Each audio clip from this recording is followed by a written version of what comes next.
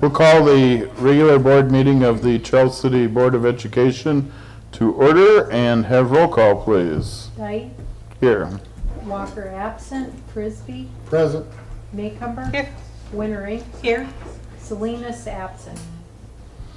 Thank you. The reading of the mission statement. Our mission is to engage, inspire, and empower students and staff in order to maximize learning. Dr. Cox, on the approval of the agenda, do we have any changes or additions? We do have a change. We have a rescission of an acceptance from Maggie Martinez. She has let us know that she's not able to accept her teaching position that we offered. I'll make a motion to approve the agenda as amended. I'll second. It's been moved and seconded to approve the agenda as amended. Roll call vote, please. Frisbee, Yes. Maycumber, Yes. Wintering, Yes. Dyke. Yes. Motion carried 4-0. Agenda item 4, welcoming the visitors. Does anyone have any public comment? Moving on to agenda item 5, comments by board members and superintendent. We'll begin with Dr. Cox. Thank you. I should note we are in Calwell tonight as part of our kind of tour around the District of School Board meetings. Wanted to share with the board that there is a new book titled Bold Moves for Schools by Heidi Hayes Jacobs and Marie Hubley Alcock that was published earlier this year. And in the book, they reference the Charles City Schools and our process of including students in the design process of the new middle school. And they cite that as a bold move that school districts can make. So I wanted to share that with the board and the community. Very good. Want to let you know that yeah, it is pretty Very awesome. exciting. We've been published. All right. The site visits that members of the 21st Century Task Force have taken this spring and winter are already having an impact. We have 6 to 10 teachers that have been working together on a unique project-based learning experience for students next year that has been titled Project 18. And it will encompass multiple disciplines and involve the community as well. And it's one more way that we are engaging, inspiring, and empowering our students and staff in order to maximize learning. Tonight is the final board meeting of the school year for our student member, Dylan Salinas, and he is not here tonight because he is a varsity catcher, and he's over in Clear Lake. We've got our first baseball game of the season tonight. We will take applications for the 2017-18 student board member position later this summer, and a student will rejoin us in September at the first regular meeting. A reminder that the last day of school is on Friday, June 2nd, and that is a full day.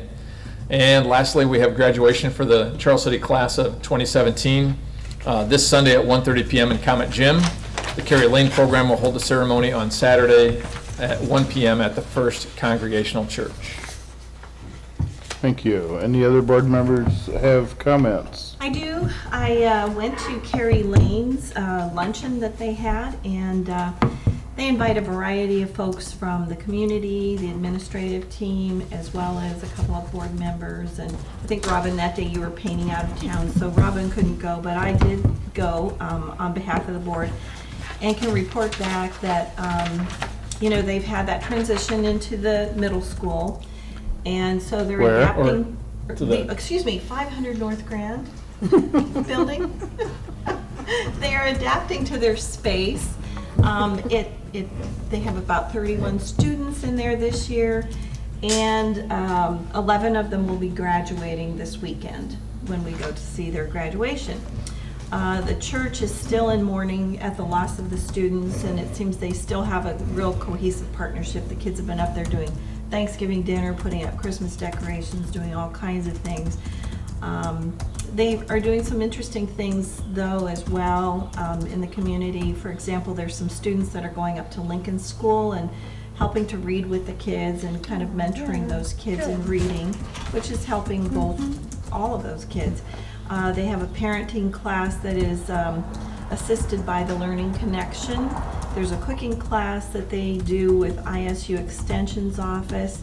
They recently took their annual career trip down to UNI, and I guess Hawkeye couldn't accept them the particular day that they were going to be in town, but I guess down at that old Cedar Falls Mall, there is a huge cosmetology school in there. It's not La James, but it's something else. And so they went in and were exposed to, cosmetology, barbering, things like that. They've done a canned food drive, and, they're doing very well this year. Thank you. Thank you for representing the board as well at that function. Any other comments by board members? Hearing none, we'll move on to agenda item 6, the mentoring program.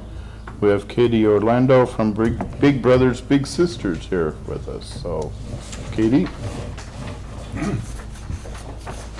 Just have some handouts.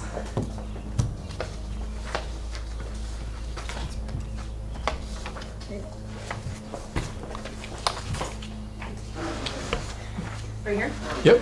Great, well, thank you so much for adding me to your agenda this evening. My name is Katie Orlando. I'm the CEO of Big Brothers Big Sisters of Northeast Iowa. We have been serving Floyd County since August. We were able to secure some funding from the state as well as some other private foundations in Floyd County, and we expanded our operations here. So we've been serving Charles City Youth for the past 9 months, and we're about to expand a lot more significantly over, hopefully forever, but over the next few years. For those who are unfamiliar with Big Brothers Big Sisters, we're a one-to-one mentoring program. Currently in Floyd County, we offer community-based mentoring, but we also offer a really strong school-based mentoring program that we would like to bring to the Charles City School District. So I'll talk a little bit more about that in a minute. But Big Brothers Big Sisters is an internationally known program. The handout that I passed out just shares a couple of impact statements that our youth have demonstrated. And this is from 2016-17, so we don't have any Floyd County specific youth impact yet. But after September next year, we'll have our first matches enrolled in our program for over 12 months, and we'll be able to measure their impact. So we measure about 60 different impact areas. These are my favorite. So what rises to the top for me, in 2016-17, we served 530 youth. We have the capacity to serve 65 youth in Floyd County, so we're growing into that. Out of the youth that have been matched for over a year, 90% of the kids who came to us not thinking they would graduate high school now believe they can and will. 65% believe that they can also make it to college and graduate college. And 75% of our youth improve their scholastic competency, which includes self-advocacy skills and just being comfortable in class and being comfortable with learning and all that goes along with educational success. So if you have any more questions about this, I can certainly answer those. School-based mentoring is a model, as I mentioned, that we would like to bring into your schools. We would love to put together a memorandum of understanding for you to review if you thought this model would benefit your students. But in this mentoring model, kids are matched one-on-one with an adult who's 18 years and older. The kids are kindergarten and up. We try to match our kids by the time they hit 14 or 8th grade, but it's okay if sometimes they spill over to 9th or 10th grade. But definitely by that point, just because a lot of research shows that the older the kids get, the harder they are to crack. So we want to make sure our mentors can make an impact on the kids. And they would meet once a week during the school year, the same time, the same day every week for 30 to 60 minutes, depending on what the schools were comfortable with. And it is during the school day, but it could be before or after school if that's something that Charles City would be more comfortable with. In Waverly, for example, all of our school-based matches either meet at lunch or recess in the middle school, or in elementary school they actually meet during curriculum classes. The thought with that school district is that the kids are able to learn more one-on-one than they are in the group setting, and our mentors are building that relationship as well, and they're making the school a safe place for the kids. But it could be flexible. We're flexible. In Olwine, the kids actually meet for 90 minutes. That's what the school district there has asked. So if you guys would be up for that, we could do that as well. But we see a tremendous impact with all of the kids that we serve. All of our kids have an impact in one of the areas that we measure every year. And this program has been in Northeast Iowa for 54 years, so we're just happy to bring it to Floyd County. So what questions do you have? Are students referred? Sometimes through teachers, also through parents, and then we have some commercials on Nickelodeon over the summer months, so kids call themselves. Oh. And then also agencies in the area have referred kids too. So the school mentoring, does that strictly deal with academics because it's in school, or is it other things? It's other things. Our program is really successful because it's built on relationship development, but academics closely follow suit. We do measure grades and attendance, and that's one thing that our school partners are able to provide us. Our kids complete self-assessments, but sometimes the kids It's usually not that they score themselves higher on grades. They actually usually tell us that they're doing worse in school, but we'll monitor that as well. And we see direct correlation between attendance and the days that the mentors are in school. Last year, our kids had 98% attendance on the days that the mentors were in school, and on average 47% attendance the days that the mentors were not meeting with them at school. So we think that's related. Yeah, Yeah. yeah. So let's say at Old Wayne or one of your other schools, do all the mentors meet with their mentees on the same day and time? Like, let's say we Yeah. say it's gotta be before school because Yeah, whatever. it's fine. Yeah, they could meet before school. It's one-on-one, so we would just have to make sure that they have a different space that's a little bit private to meet. But all of our mentors and mentees, we call them bigs and littles, they meet at the time where the school or the teacher says is best. So some of our matches meet second period in Waverly, some of our matches meet over lunch. In Waterloo, some of our matches meet for 30 minutes, some meet for 60. It really depends on the school and the needs of the child. Okay, so it's up to each individual team of mentor and mentee? Yes. Okay, Yep. In the school, In the certainly the school. school, yeah. okay. How do you seek out your mentors then? Our mentors also come to us through a variety of channels, mostly through workplaces. There's a lot of giving workplaces in Floyd County that will allow their mentors to flex their schedule and take time off during the school day. So that's where we tend to find our school-based mentors, but also retired educators. That's a pretty big pool for us in Floyd County currently with our community-based mentoring program. So, but they come from all over the place as well. Is it typical then for a mentor to have multiple students? Usually they're matched with one child. If they are successful in their match for 1 year and they ask for a second child, we will consider it, but we only have probably 3 mentors right now that have 2 littles. And they meet one-on-one alone different times of the week. And do they usually only meet at that time, or do they also then meet outside later on as they build a relationship, or do you Yeah. discourage that? Oh no, it really depends on the relationship that forms. So we also have a school-based plus model. So our school-based program only meets year-round. The summers are off, but we encourage our bigs and littles to keep in touch via pen pals. They're not allowed to communicate over social media, but so we'll also have monthly match activities in the summer in Charles City. We have one this Thursday where if we had a school-based matches where the school was out, they could both come together and meet since our staff will be there. But school-based plus is both.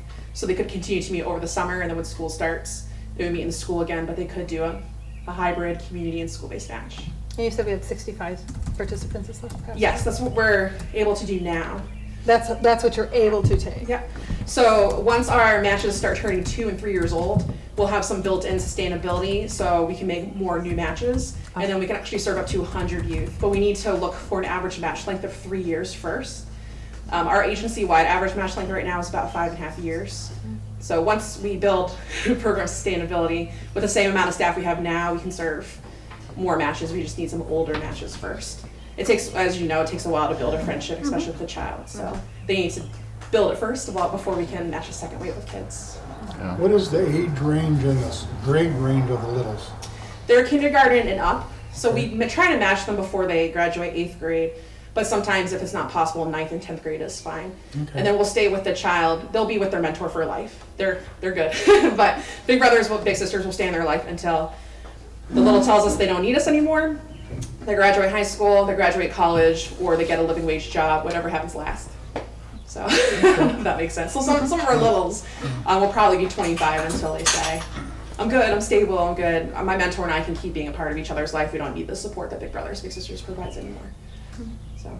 Katie, what can we do as a school to improve this? So as a school, well, we would love to create school-based matches. We know that we would get to 65 sooner if we were able to work in the schools as well. Some of our mentors, I don't think, feel comfortable transporting kids, so that's a barrier for some of our volunteers who wanted to get involved with our program. But referring kids, we right now already have a pretty decent sized waiting list of Charles City kids, so now it's just finding mentors. There is a waiting list. Yeah. Yeah. Which is fine. Which is fine. It's gonna happen, but we don't want one. Right. But now it just makes us work more diligently to find mentors. So. And I would imagine there's a background check too, so if we're inviting all these community people into the school to work with kids, they're safe adults. Absolutely. So far, the school districts that we work with, we do a more significant background check than the school districts do. So we haven't really run into an issue where the school districts would ask us to do more. But we currently do 18 different layers of background checks for all of our mentors, and some of them even more if they've been involved significantly in the community. So, yeah. I think it sounds like a great program, and Thanks. I think you need to continue communicating with Dr. Cox Okay. and the administrative staff and see if we can't set up a partnership for this summer. Yep. That would be great. Larry and Sounds This good. summer Josh, and Mr. get it Wolf, going next fall, Mr. yeah. Johnson. Sure, absolutely. Can we do something, at that back-to-school day, maybe where we can solicit? We'll charge Interest. them to make it work. Yeah, Get we it- know get that. it going. So I mean, Yeah. it's fine. We'll get kids no matter what. Once Yep. we put our sign up, Thank people you. are familiar with our brand. Yeah. But mentors now is what we need the most. So we do have some going through the process right now to become bigs, which is great. But if we do start the school-based mentoring program, that'll help us recruit more. Yeah. So that's kind of first in We have the our wholehearted sequence. support, and I would be very interested in being a mentor if we Oh, could. great. do that. That's That'd be wonderful. awesome. Yeah. Yeah, once people work it into their schedule, they find it's actually pretty easy to be Yeah. a mentor with us. So. Let's see if we can't get an agreement and a program started Okay, there. yeah, I can work on that this week and I'll send it to Dr. Cox. Do the mentors have to be graduated adults? I mean, like for the littler kids, can you get like seniors, juniors? Some Big To be a Brothers Big mentor Sisters for them? mentoring programs do work with high school students. Our program never has, and we Okay. have seen a difference between our program, the quality of the impact that we see in our kids versus other Big Brothers Big Sisters and other non-Big Brothers Big Sisters programs too in Iowa who use high school students. Sometimes the high school kids are great. There's always one that's gonna rise above and be better than Yep. some of our adults. But then a lot of the high school kids, I'm sure you can relate, they have a hard time too in life. Sometimes they're facing adversity too. Oh, they're And so so busy anymore. they're busy. They're That's what we see busy. most frequently. They'll commit at the beginning of the school year, and then when sports start or whatever happens in their life, they'll drop off. So we've had high success with adults. In Maine, my first Big Brothers Big Sisters agency, our average match length for matches that had high school bigs was only 6 months. So I was really excited when I found out that this agency didn't work with high school students. It would be a great resource for the high school kids. I'm sure it would be a wonderful leadership development piece for them. But And with for one of us, the- it's about the other kids, not necessarily them. So. Yeah. And you pointed out wanting to build a relationship that lasts for like 5 years long. That would be pretty, Yeah. almost impossible to take on a. Yeah, some of our, even college students will leave the area after a while. We only match freshmen and sophomores like you and I because once they're a junior, they're only in the area for 2 years and then they'll probably leave, unless they're gonna stay here. But, I mean, sometimes we'll find somebody that will be in the area for a while that is few and far in between. You have an awesome mission in life. Thank you very much. Oh, thanks. Thanks for having me. Thank you. Okay. Agenda item 7, set the date and time for public hearing on the sale of the North Grand Building. We're ready for that public hearing, Dr. Cox? with Yeah, that it's been paperwork? a long process to get to this point, and tonight you're not doing anything other than setting a public hearing at which time the public would comment on the proposed agreement and the board would potentially take action. So tonight it's just to set that, and the date would be June 12th at 6:30 PM at Charles City Middle School in the 7th grade learning studio, 1200 First Avenue. It's a very well-reviewed document. Yes. Terry, can you recite it? All right, I'll move to set a public hearing on the conveyance of the North Grand property as described in the resolution for June 12th, 2017 at 6:30 PM at the Charles City Middle School, 1200 First Avenue, Charles City. I'll second that. It's been moved and seconded to set the public hearing for the conveyance of the North Grand property as described in the resolution for June 12th, 2017 at 6:30 PM. Any further discussion? Any comments? Hearing none, roll call vote. Maycumber, Yes. Winery, Yes. Frisbee, Yes. Dyke. Yes, motion carried 4-0. Agenda item 8, the Taher contract extension. You should each have a handout with the extension. It's just one page. Since we didn't rebid, there's really only two things that can change. And that being the meal equivalent, and that is capped at 2.4% increase, which is what they did. And then the other thing is the guarantee amount, Last year was 20,000. This year, the agreement is for 10. So,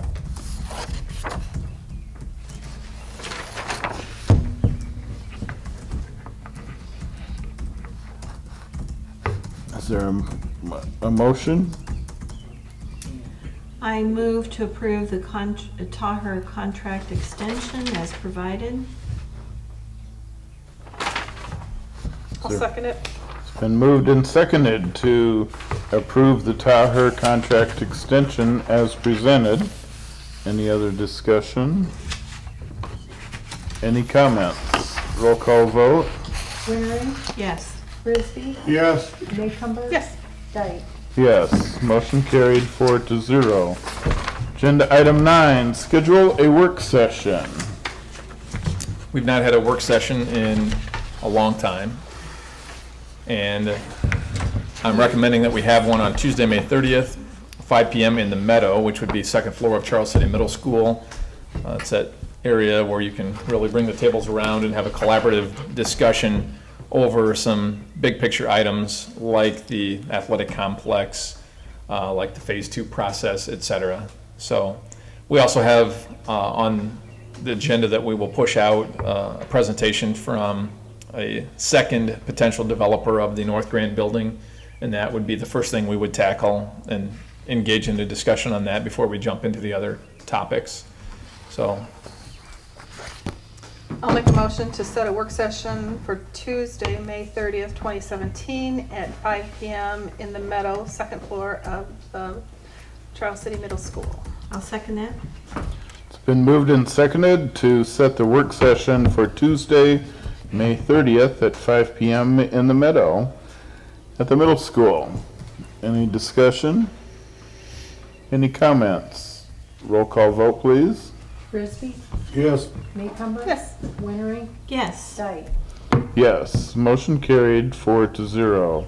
Agenda item 10, phase 2 process. we have 4 team members from BLDD Architects who will be here Wednesday from 9 AM until 5 PM. They will be meeting with stakeholders.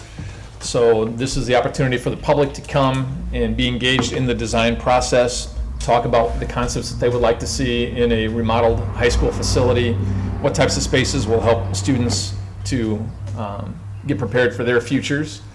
So we invite the public to come to Charles City High School, check in at the office, and you'll be directed to the location where the architects are at after you check into the office. Again, it's just a 20 to 30 minute time frame. You come when it's convenient for you between 9 AM and 5 PM.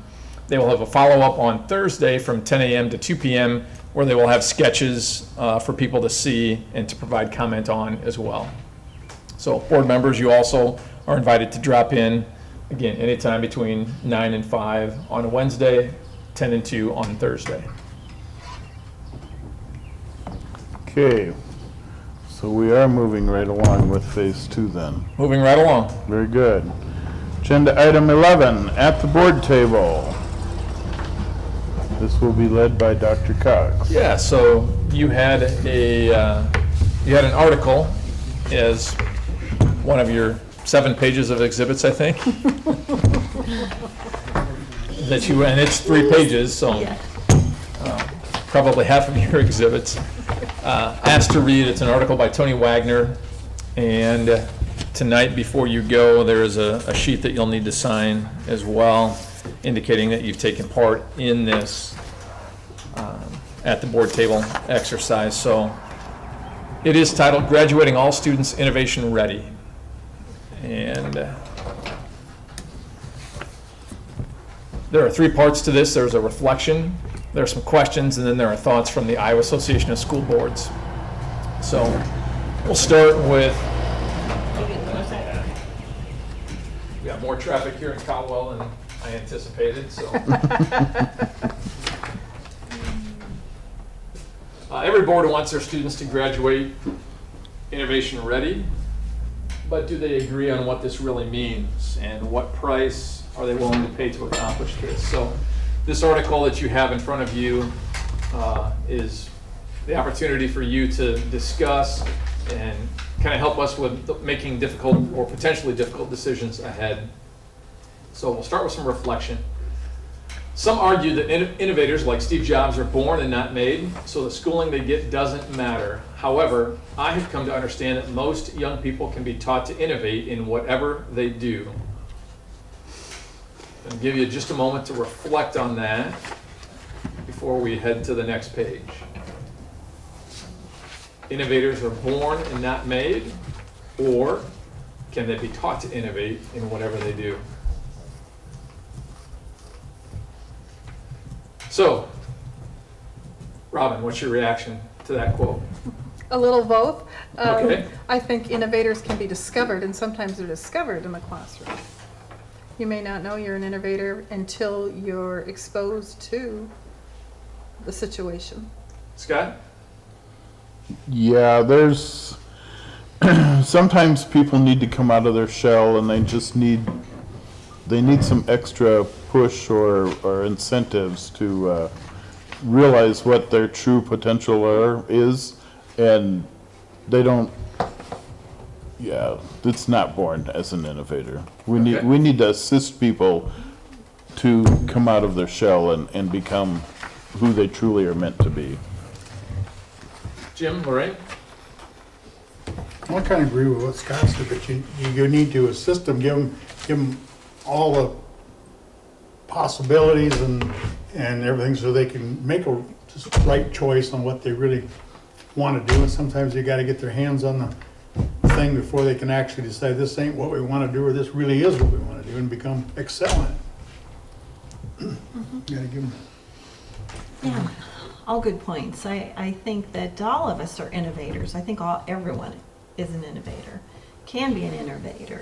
I think it's within each of us, but it needs to be developed or tapped into. As Scott had said, maybe they need to be able to think outside the box or help them, bring that forward. But I think that as students or anyone finds a passion in something, whether it's sewing or gardening or business, once it clicks, I think they can be innovative within that arena. Mrs. O'Brien? I don't want to ignore you. Oh, that's okay. Okay. Somewhere right in here, it talks about motivating, and I think that's a big things at school. It's very important to motivate, not stagnate. Mm-hmm. So we had similarities discussed across the 4 board members. What implications do those similarities have for us as a board superintendent team as we move forward to ensure that all students graduate prepared for success?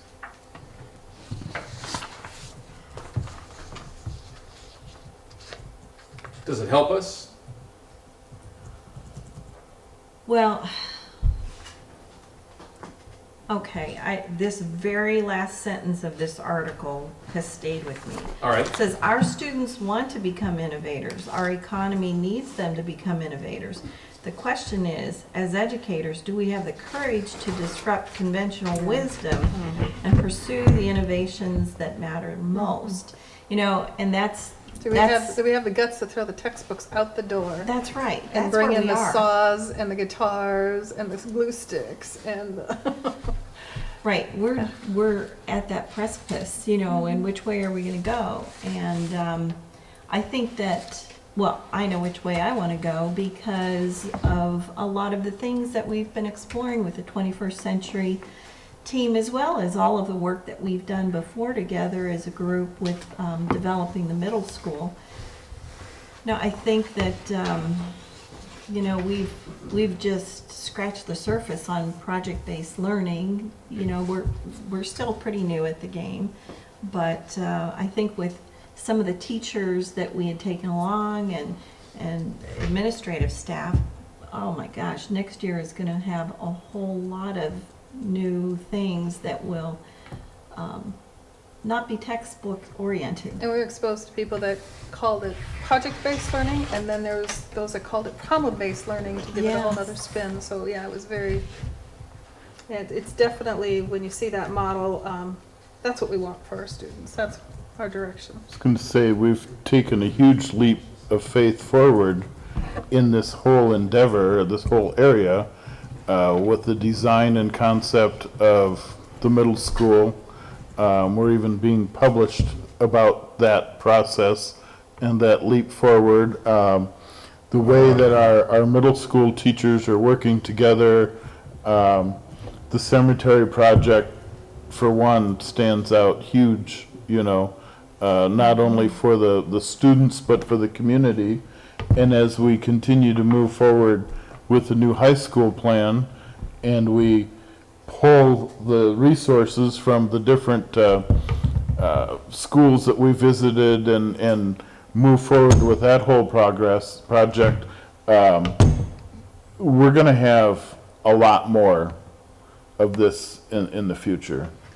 One of the implications that I thought of came back to a quote that one of our architects shared with me. Said that, you know, there quite often will be boards, administrators, teams of teachers who will talk in an innovative fashion about what they want to do, and then they get cold feet when it comes to, you know, crunch time and actually constructing something, and they just stick with what they know. And that wasn't the case with the middle school, for example, that the board, administrators, teachers said, no, we're committed to this, and then went out and made it happen. So I think that implication about the innovation that we already have going on was pretty strong, and you know, I'm interested in seeing where it heads next in this process. Here's some thoughts from the Iowa Association of School Boards. So Steve Jobs' biography describes him as succeeding in spite of his education rather than being assisted by it.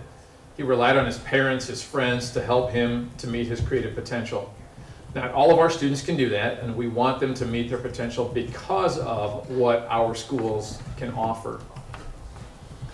We believe all students have the right to experience learning opportunities every day in every classroom that help develop their full creative potential.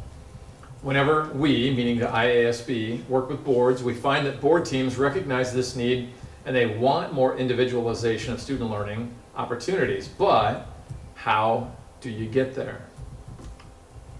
Key actions from the board and superintendent team are to express their beliefs that all children can learn at high levels, which we've done, and to express their confidence that with excellent professional learning opportunities, they have the right staff to make this happen. And we have that going on as well. So, Mr. Wagner, Tony Wagner, and I forgot to mention this is a 2012 article, so it's already 5 years old, still has good implications for us, but so many things have changed in those 5 years. So Tony describes highly effective schools where students are expected to collaborate in teams in order to pose and solve problems and generate or answer complex questions. Does that sound like any place we visited recently? It does, but with that being said, what I saw at High Tech High, because we had talked about that a lot, about collaboration. Yep. What I saw at High Tech High was also a lot of individualization. The students found their niche and they were working very individually just as well as collaboratively. Because I've had a few people question, you know, well, what about the weak person that doesn't carry their own? It's like, it's self-disciplined in that area, but you also see that one person, and I'll give the example of the gentleman we bought the t-shirts from. He was very innovative and was running the show, and there was, along with him, there were several other students that were also working. They had found their niche and were also working very independently. So what's unique about these schools is the learning culture that they've created, and that's the culture you're talking about, the individualized self-pacing in addition to collaborative learning, but an innovative mindset going on in that school. Yeah, and that innovative mindset also, I think, needs to have a lot of imagination and a lot of creativity. You know, it's not all science, math, engineering, technology. That creativity and that ability to think outside the box, first of all, to come up with some of these projects that they have, and then to connect all the dots as they need to be. It's really I think the gist of how these kids are going to be innovators that will be of great benefit to their employers one day, because they can work as a team. They are self-starters because they've had to be with some of the things that are not team-oriented. So, Well, the education that we received was during the industrial age. We were taught to be productive. not to be creative. The only time we were allowed to be creative was in art class. Yeah. Or something to do. Now, being creative also needs to be in math. You need to be creative in science. You need to be creative in English. You need to be creative in every single aspect of learning, because you have to be creative in the marketplace anymore. To be a desired employee and a productive employee, no longer is there standing at the assembly line putting the bolts on where you don't need any creativity. It's funny, you watch some of those things like at some of the employers like at Walmart, and that they'll show even those people that work at those factories are very creative in how they work and how they dress and how they do their little how they have their setups and their stands. So creativity is far overcome a lot of the other things that used to be the basics. It's risen to the top. Yeah, but I think you gotta look at the fact that everybody isn't creative enough to be the chief executive officer of this company or that company. And like Robin just said, sometimes each individual employee down here at the bottom has got his own creative way he does a job, and it's very efficient. You know, and he's also boosting the morale of the guys that he's working with. But he might not be the potential to be the chief executive officer or the plant president or whatever else, or a plant manager or whatever. But he's very happy with what he's doing, and he's doing a good job of it. You know, so sometimes everybody isn't geared up to be the company president, I guess you should say. Yeah. So some additional discussion questions. How would you describe the learning culture here in our school district? Work in progress. We've come a long ways, and we have a long ways to I'm go. very excited for Project 2018. Yes. Yeah. Yes. The seeds that were planted just a few weeks ago were well cultivated, are gonna, I described it as, I think we talked a little bit about it, it's like putting a 1,000-watt light bulb underneath a basket. It's gonna blow it. It's going to, it's gonna outshine, and I'm very excited. It's going to be the domino that is going to really start tumbling forward for everybody else to measure against, and within the district, in a small way or a big way. And I think, you know, our culture has really evolved and is still evolving as we take a look at that this next year. And we have lots of work to do, because Yeah. we know our students have a mindset, because we hear it in how they describe some of their spaces, and I think it'll be interesting to see when they go to work on with the architects. We're going to still see some of that, I think, residual from the way they've been taught up till now, and to see if we can get them out of that, and how many students will be able to see the potential in no more homework spaces. In 5 years, if you were asked to describe the learning culture of the Charles City Schools, what would be your best hopes for that vision? Oh, wow. That's So in 2022, Oh, gosh. what would you like to see? If we could emulate anything close to high tech high Yeah. in, Yes. you know, maybe grades 6 through 12 or 7 through 12, I don't know where. We where have so many programs within programs that are just happening simultaneously, but yet just flowing.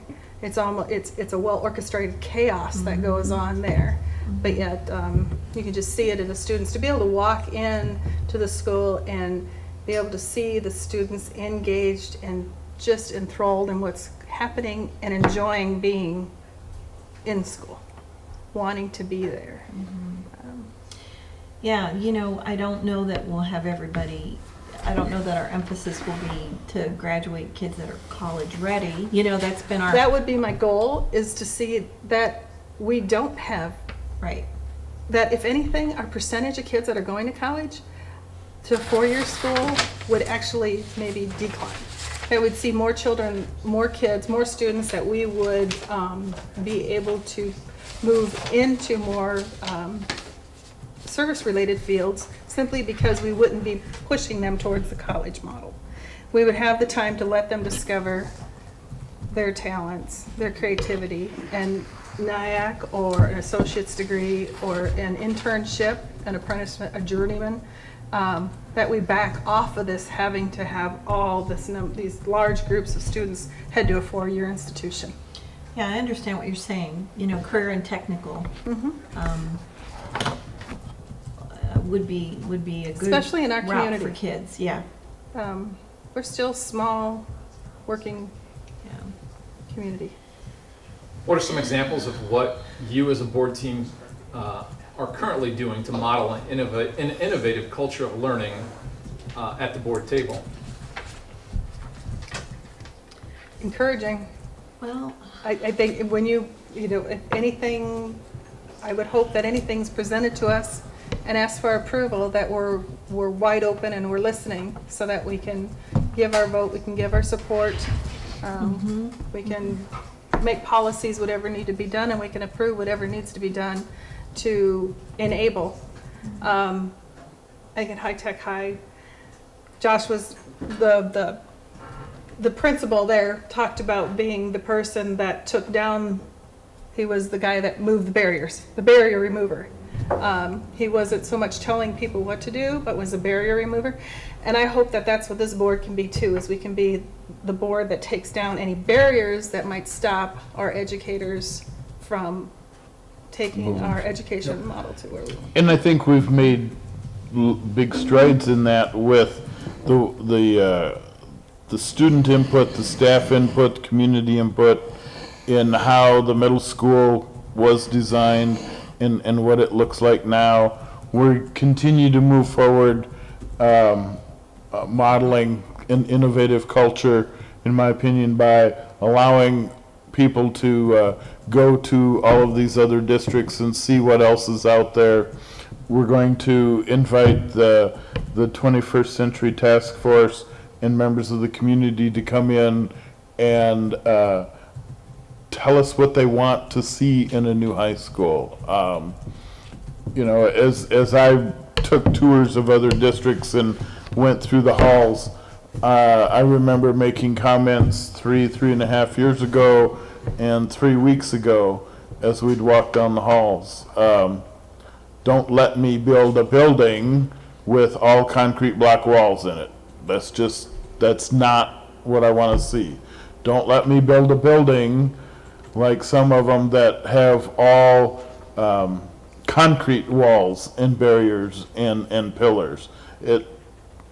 No, I want to build something flexible. It needs to be more innovative. It needs to have multiple textures and colors and whatever. If we build anything that is anywhere looks like a high school or had looked like an old middle school, what did we do? We just built a building. We did not just build a building. We built a structure in which our staff and our students have the opportunity to be innovative and work together. And that's the difference with what we've done to what anybody could have done. Anybody can build a building with classrooms that are 20 by 20 square and have concrete block walls. We didn't do that, and that's not what I want to do for a new high school. From facilities to a new mission, to hiring and staffing, to the innovative support that you do give to ideas that people bring forward.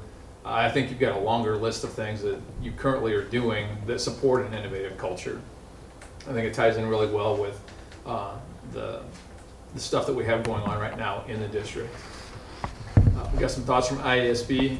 Your vision for the future may be like Wagner describes, and this may be happening in isolated classrooms. However, an important part of the vision is that all teachers are well equipped to structure learning opportunities and encourage students to take risks and to learn from possible failure. And it's so important that they do that now.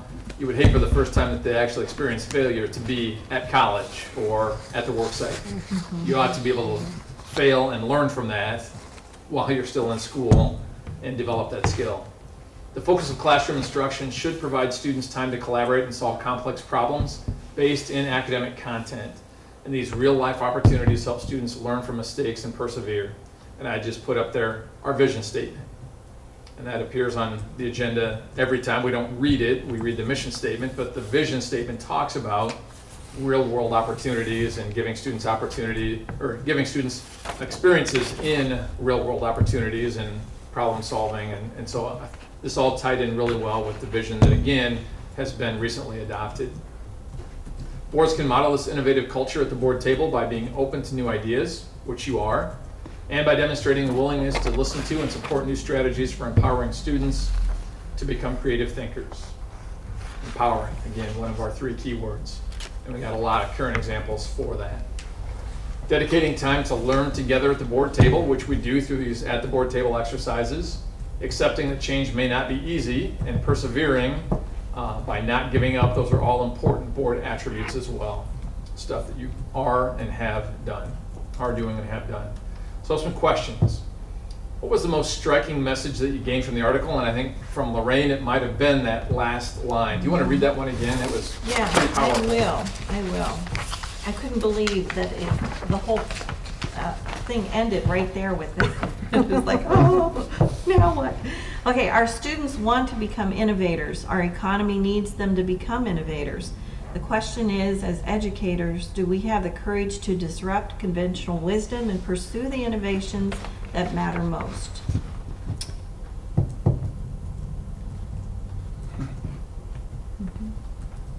We're on the right track. Yep.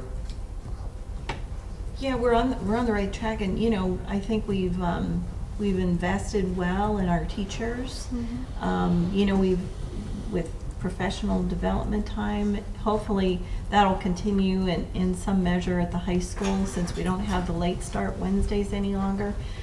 But that's going to be really key as we move forward this next year.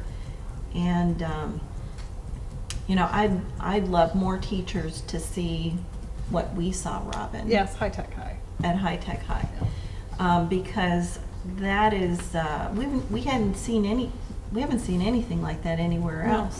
No. And Yeah. so, if there's one thing we could do more of besides taking down the walls, the barriers, let's say, not literally taking, but maybe, is to just continue to expand, everyone's imagination in that direction. Were there any other striking messages that you highlighted or put a little star by as you were reading? Things that stuck out?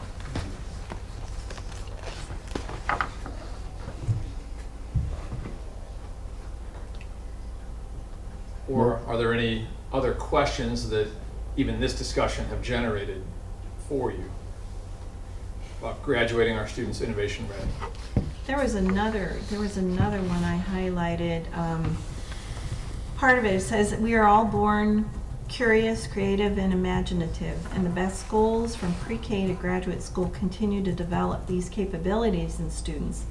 They do so not by delivering more of the same education, but rather a very different education. Schools like High Tech High or the new technology high schools have established reputations for producing highly innovative graduates. But what and how these schools teach are radically at odds with conventional education. I think that the direction we're going is correct, but we really have to communicate some of what we have seen and the direction we're heading better with the public, better with parents. I don't know if they understand where we're heading with this, because this high school, I think, is going to be even more different than the middle school. I do know the one thing I've learned the 3 years that I've been on the board, going on 4, this community, and I know almost all communities are the same way, because I know that when we talk about this down at school board convention with other school board members, seeing is believing. Yeah. We can all talk and talk and talk and talk and talk, but it's just going to have to happen, and the parents will see it, and then they'll understand. And I think that's part of my answer to what that Sounds to, challenge could be. sounds to me like we may need to find a way to send some more high school staff out to High Tech High so that they are exposed to that innovation and can come back and share what they've learned with the other staff, students, and public. If that's the area in which we're moving, and I believe it is, and I agree that it is, then in order to accomplish Lorraine's goal, we need to find a way to send some more people out to High Tech High. That would be the next round of ways to be innovative and to continue to share that message. Some thoughts, kind of final thoughts from IASB. Probably one of the most striking messages in this article is that change is not only possible, but necessary for public education to continue to be meaningful, relevant, and effectual. So that brings to a conclusion this at the board table exercise. Thank you for the discussion. Thank you. I applaud IASB for such a forward-thinking article. Very good. Yeah, very good to come up with and have a conversation about. Agenda item 12, the school calendar revision. It's very tiny with, put my glasses on. So August 10th and 11th would be the new teacher workshop and a day that they would do Orange Frog training paid for by TQ funding. Opening day is being moved to Tuesday, August 22nd, so that we can have August 17th and 18th as full days of professional learning. August 14, 15, and 16 would be optional TQ days for teachers instead of just August 16th. So those are the extent of the changes. I'll make a motion to approve the revised 2017-18 school calendar as presented. I'll second that.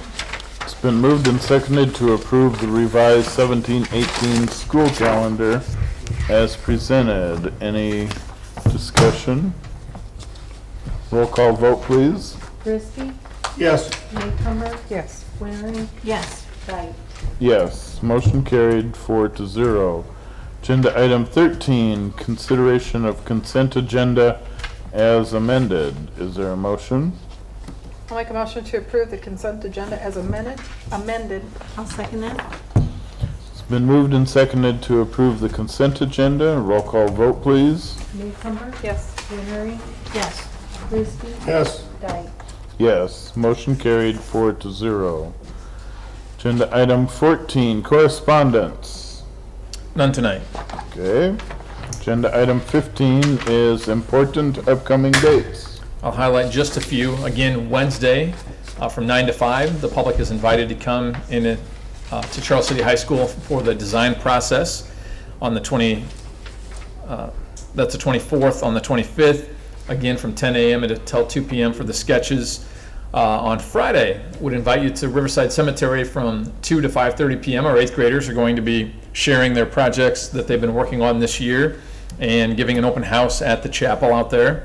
Again, Saturday at 1 p.m. is the ceremony at Cary Lane. Sunday is commencement for the Charles City High School at 1:30 in Comet Gym. And then on Tuesday, May 30th, a board work session. Another busy week. Another busy week. Having no other business to come before the board, we will adjourn.